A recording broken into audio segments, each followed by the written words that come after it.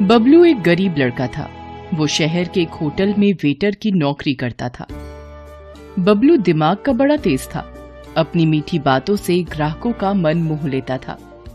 इससे उसे अच्छी खासी टिप मिल जाया करती थी, मगर फिर भी कभी कभी उसे ऐसे ग्राहक मिल ही जाते जो बड़े कंगले होते थे। ऐसे ग्राहक न तो खुद अच्छे से खाते थे और न ही टिप देते थे। एक दिन इसी तरह का एक ग्राहक वहां आया। बताइए साहब, क्या लाऊं? खाने में क्या क्या है? चिकन में chicken handi, chicken Pathani, chicken Lakhnavi, chicken kadhai. Mutton में mutton kofta, mutton masala, mutton Mughlai. कीमे में कीमा पाव, कीमा घोटाला, कीमा फ्राई। ठंडे में केसर, फलूदा और रसमलाई। गरम में नॉर्मल, स्पेशल, मसाला, कॉफी और चाय। बताइए साहब, क्या लाऊं? इतना कहकर बबलू ने ऑर्डर लिखने के लिए एक पेन निकाला। ऐसा करो, फटाफट एक चाय लेकर आओ। ऑर्डर सुनते ही बबलू का मुंह उतर गया। वह बोला, बस चाय? हाँ। बबलू मुंह लटकाए अंदर गया और दूसरे वेटर से बोला, चाय दे दे उस कंगले को। उस शाम होटल के मालिक ने बबलू और दूसरे काम करने वालों को एक बुरी खबर सुनाई। अब इस होटल को हमेशा के लिए बंद करने का टाइम आ गया है। क्या हो गया सेठ? इस जगह के मालिक ने ये जगह किसी पिज्जा हट वाले को बेच दी है। अब यहाँ होटल नहीं, पिज्जा की दुकान चलेगी। इसलिए आप सब लोग अपना अपना इंतजाम देख लें। इस पिज्जा हट ने तो हमें ही हटा दिया। होटल बंद हुए कुछ दिन बीत गए। बेचारे बबलू को कोई काम नहीं मिला। वो अपनी छोटी सी खोली में उदास बैठा था। तभी उससे मिलने उसका एक दोस्त रघु वहां आया। रघु को देखकर बबलू बहुत खुश हुआ।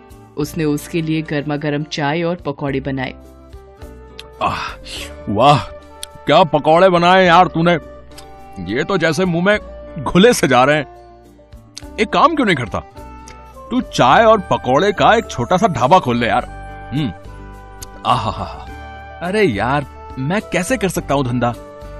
और ये चाय पकौड़े का भी कोई धंधा होता है? अबे पकौड़े का धंधा कोई मामूली धंधा नहीं है मेरे भाई। मेरे मोहल्ले में एक पकौड़े वाला रहता है, लक्ष्मण। कम से कम 3-4 हजार का गल्ला है उसका रोज का।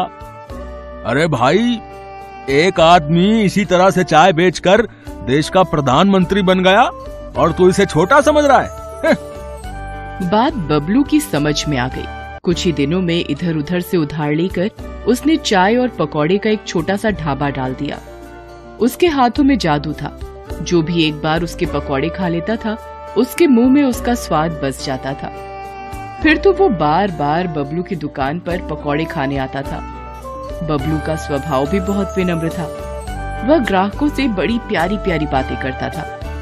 लोग उसके स्वभाव से खुश होकर भी उसकी दुकान पर जा पहुंचते और मन ना होते हुए भी वहां से चाय पकौड़े खाकर ही उठते थे। इस तरह बबलू का ढाबा जोरों से चल निकला। उसे इस ढाबे से अच्छी खासी आमदनी भी होने लगी। एक दिन बबलू अपनी दुकान पर बैठा सोच रहा था। मैं बेकार ही इस धंधे को छोटा समझ रहा था। इस धंधे ने तो मुझे कहां से कहां पहुंचा दिया है। आज मुझे समझ में आ गया है कि ईमानदारी से किया गया कोई भी काम छोटा या बड़ा नहीं होता है। अभी बबलू ये सब सोच ही रहा था कि वहां एक कार आकर रुकी। कार से 2 आदमी लड़खड़ाते हुए निकले और बबलू से कहा, ए हीरो, इधर आ। बबलू ढाबे से निकलकर जल्दी से उनके पास गया। उनके मुंह से शराब की बू आ रही थी। एक काम कर, 2 प्लेट आलू पकौड़े, 2 प्लेट प्याज पकौड़े और 1 प्लेट मूंग दाल का पकौड़ा लेके आ जल्दी से।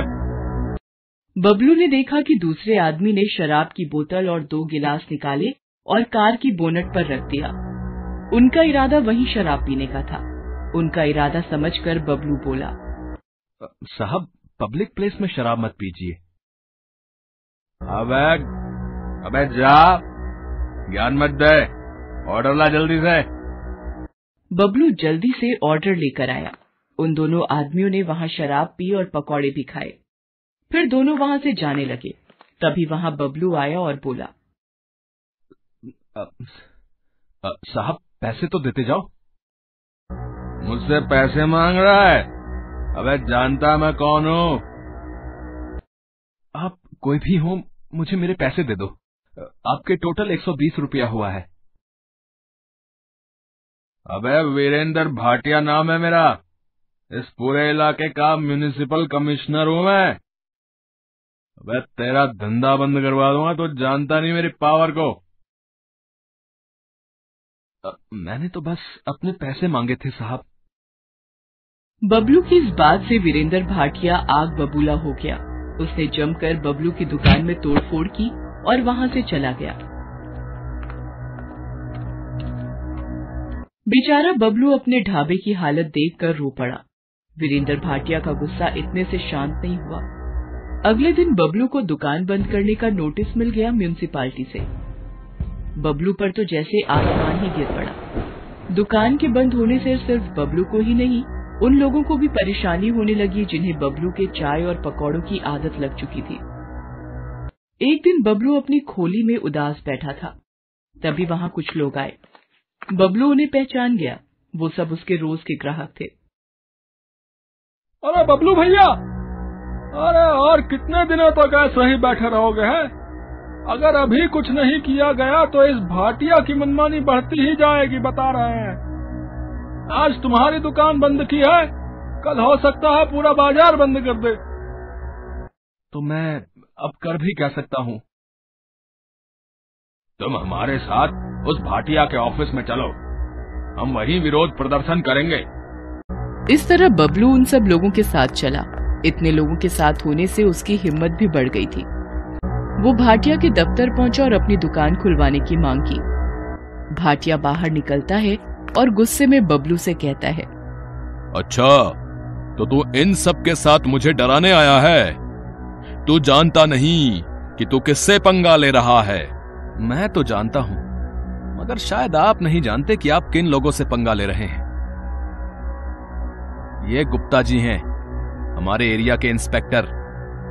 रोज ड्यूटी के बाद ये मेरी ही दुकान पर चाय पकौड़े खाने आते थे। ये धर्मपाल जी हैं, यहां के एमएलए के खास आदमी। इनकी पार्टी की मीटिंग भी मेरी ही दुकान पर मेरे ही चाय के पकौड़ों के साथ होती है। आज 10 दिन से मेरी दुकान बंद है। ये सब गुस्से से बौखलाए हुए हैं। अब आप समझ लीजिए कि कौन किससे पंगा ले रहा है। ये छोकरा ठीक ही कह रहा है। पुलिस और नेता लोगों से पंगे लेना ठीक नहीं है। ठीक है, मैं तुम्हारी दुकान खोलने के कागज तैयार करवाता हूं। फिर भाटिया अंदर जाता है और बबलू की दुकान का परमिट लाकर उसे दे देता है। इस तरह बबलू की होशियारी और लोगों के साथ से उसकी दुकान फिर से चल पड़ती है। Thanks for watching.